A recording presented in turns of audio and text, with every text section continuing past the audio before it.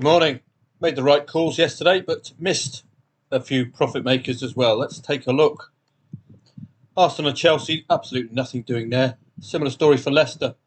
Although we could have looked at a Leicester goal before half-time based on their pre-match, based on their in-play stats first half. So that was, in an ideal world, that's something we should have picked up. 17 goal attempts. First half, 11 goal attempts in the first half. So they were knocking on the door, Leicester, certainly. Southampton just look a bit off the pace, and they will struggle to get an automatic promotion spot now. 6 points shy of Leeds United. Ipswich in the driving seat, really, as far as nabbing a place off Leeds. Leicester getting nearer to safety, i.e. automatic promotion. Cambridge and Wycombe. This was one I wished I'd played. If you looked at the research, the excellent AI research did suggest that Wycombe were pretty strong, and Wycombe's in-play stats did suggest that we should have taken a punt on laying Cambridge and would have been rewarded. I did lay the late draw, as indeed I should have done Barrow and Bradford. Didn't get to that one in time. It was a early relative to me. 90th minute, was looking for extra time play.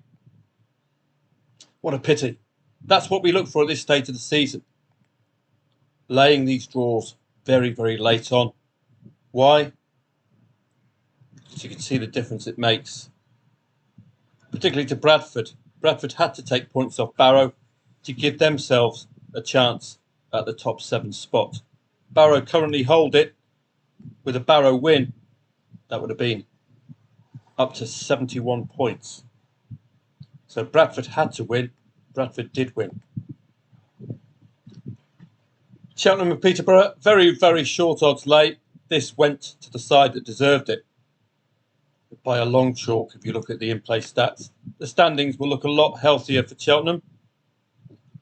44 points now. More importantly, can you imagine the trouble they'd be in if they hadn't won yesterday? They still bring Burton, Cambridge, Shrewsbury into the equation now. So this was a vital win. Peterborough slipping up again, but very, very low odds liability. That's £6 for me. But well worth doing at 2-0, given the need for points for both these sides. And in an ideal world, I know Saint Etienne's late goal scoring habit. I wanted to lay the draw later. But this 80th minute goal was a little too early for me. They do have a very good reputation, Saint Etienne, for late goals. Estac Trois actually got the win. We took on Pau, and you got Mr. Dong to thank here, and Mr. Diop. That would have been your absolute get out. You'd have still got out here with a very reasonable return. The odds were very good for Estac Trois. This was purely based on the in-play stats. Looking on to today. Let's have a look. It's a tough old Premier League coupon. 2.38 the favourite, 2.4 the favourite. Wow. Then you've got a Scouse derby, and you've got a stuttering Manchester United against Sheffield United, who've been picking up 3-3s, 2-2s of late. So we will see how competitive that one is, whether the odds are a little too short. Let's take a look at some of the basic research. Wolves and Bournemouth. Both teams to score are possible, given Bournemouth's record away and home's recent defensive frailties. Total goals under 2.5 goals. So that flies in the face of what I would have expected in a Bournemouth match, but there we go. Bournemouth have scored the opening goal in the last 4 away matches, so watch out for that angle. Crystal Palace and Newcastle. Very interesting match. You can see the impact of the new manager on Crystal Palace. This hasn't been picked up by AI, the new manager element. Something only us humans can do, I'm afraid. Both teams to score is certainly a possible. You've got to respect Crystal Palace with this current momentum, particularly that beating of Liverpool, which they pounced on in the next match against West Ham. Newcastle, away from home, are a little ropier than they are at home. Sixth place in the Premier League with 50 points. 5 matches remaining for Palace and 6 for Newcastle. Both teams have distinct objectives heading into this fixture. An interesting match. The problem reading this one is the new manager element. You've seen how important it's been. Palace's last 2 wins, which have been emphatic wins against decent yardsticks. So Newcastle had better be a little wary today. This, as you know, is a derby, local derby. So again, you might want to throw form lines out the window, but it's a must-win for both sides for differing reasons. 244th Merseyside derby. 3-1 win over Fulham for Liverpool. That could be replicated again today. Similar odds. In fact, in the Fulham match, they were higher odds. They've got a full complement of strikers to choose from, Liverpool as well, which could spell trouble for Everton. Everton still have a need, and they would really love to knock the stuffing out of Liverpool's season, of course. Under 2.5 goals is an interesting trend, but it flies in the face of that 1-3 win against Fulham, doesn't it, for Liverpool? We could look, I think, at a tight match. Strikers might be the difference here, particularly strikers coming off the bench for Liverpool. So watch out for potential second half action. Man United against Sheffield United. Good luck with this one. Couldn't trust Man United as far as you could throw them. 10 points shy of top 6. It's still doable. Tottenham, for instance, are playing Arsenal soon, so they could drop points there. Sheffield United 10 points away from safety, but they must win all remaining matches. I don't think it's possible. There have been some interesting scorelines recently in Man United matches. 4-2, 2-2, 2-2. And indeed for Sheffield United recently, 2-2, 3-3, 3-1, 2-2. So watch out. Certainly if Man United leading 2-0, you could lay them. That's my yawn. I was up late last night relative to my time. Man United scored in the last 14. 2+ goals scored in the last 3. So Sheffield United will have to rediscover their Desmond 2-2s and 3-3s. It's going to be an interesting match. My knee-jerk reaction is that Man United's odds are far too short, but they might show up as they did against Coventry. I would put Coventry and Sheffield United on the same kind of a level. So it could be an emphatic performance akin to the odds. Then again, it could be a competitive 2-2, 3-3 at this stage of the season, particularly with a need for points for Sheffield United. Coventry and Hull. We saw Coventry's excellent performances against Premier League sides in the FA Cup. They've got a very good record in the last 15 minutes of matches, as you saw advertised against Man United and against Wolves. So watch out. It's a real weapon, that late goal. Watch out for Hull. Let's have a look at Hull. Only 3 defeats for Hull since the 13th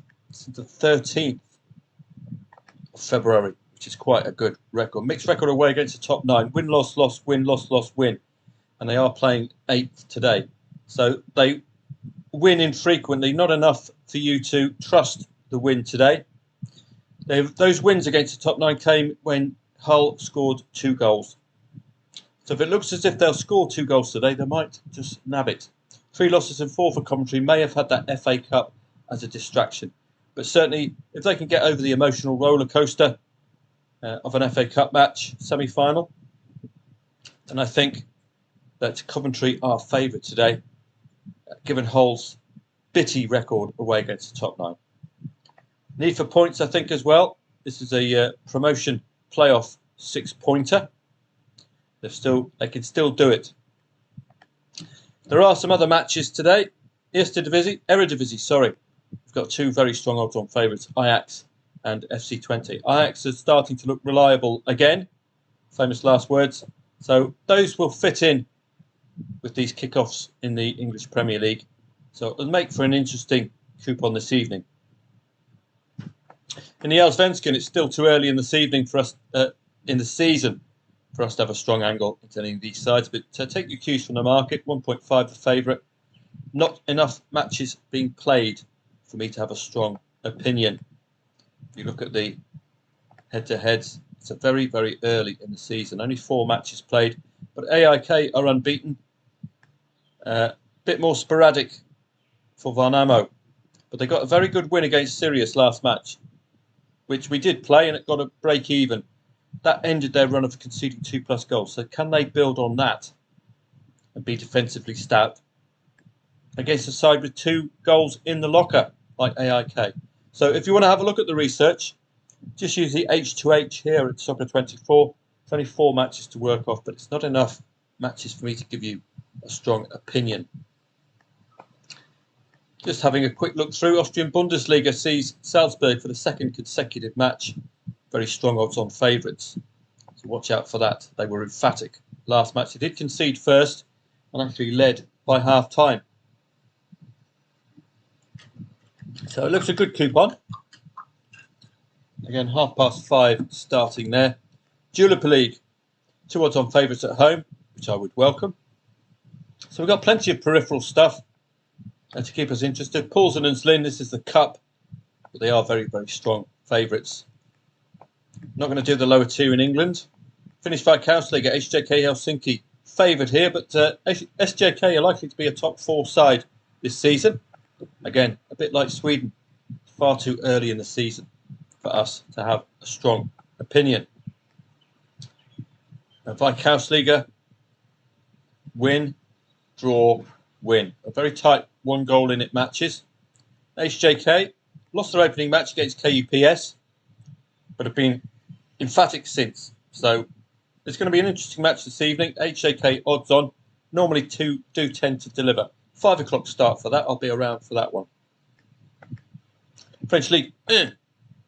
Lorient, Paris Saint-Germain. No real stopping Paris Saint-Germain. Have a look at the standings. See whether Lorient have any motivating factor. Lorient, yes, indeed they do. Bottom 2. A win would be crucial for them. It could take them out of the bottom 3. But depending on goal difference. So crucial for Lorient today. Don't dismiss Lorient. You've seen how many these kind of matches where the side you don't expect puts in a brilliant performance. Look at Cheltenham yesterday. Marseille and Nice. This is a local derby, Côte d'Azur derby. Monaco the other side in the Côte d'Azur. So on that basis, that's why the odds are a bit iffy.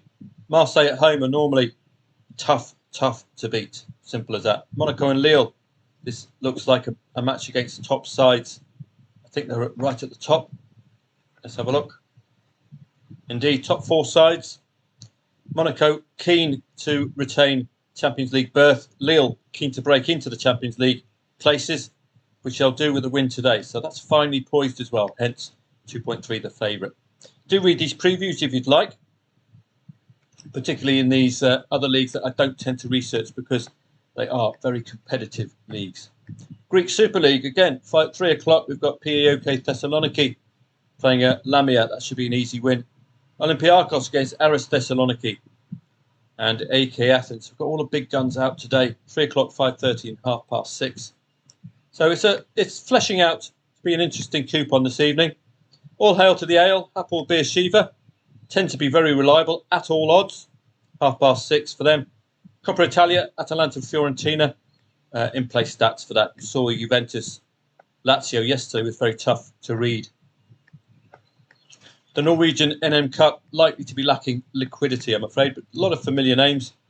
Mjøndalen, HamKam, Egersund, Tromsø. A lot of familiar names. Bodo Glimt should take Junkeren to town, but it's all dependent on liquidity. AVS, top of the Portuguese La Liga 2. So they're worthy of our attention at 8:30, 8:15, or they used to be top of La Liga 2. I think they've had a slip of late. The top 3, top 4, the top 3 now. A win today will take them into the automatic promotion places. So watch out for that match. Crucial, 8:15. That'll fit in with tonight's timings. So it looks a good match, a good night tonight, doesn't it? So I'll be up and about again with my bleary eyes, hoping to pick you out a win or 2. Plenty to play for, plenty of motivation around. I think it's going to be a good evening. Don't forget, have a quick check of the tennis. Try to do this as a matter of habit. You can just spend 5 minutes retrospectively trading the tennis, and I have found all of my tennis writings, which I'll have a look through and post at footballtradingprofits.com. Qualifiers at the moment, wouldn't tend to play qualifiers myself, but this was a good play. Bautista Agut winning the second set. That's what it's all about. But he was playing a fellow Spaniard. So, no, here we go, 1.52. Hassan dropping the first set, winning the second. That's the kind of configuration you're looking for. So you'll get used to it. I think you might even find a distinction or two yourself. 1.22. Well, she did win the first set. There are all sorts of tennis angles. This is just a very simple one, playing at the first set winner.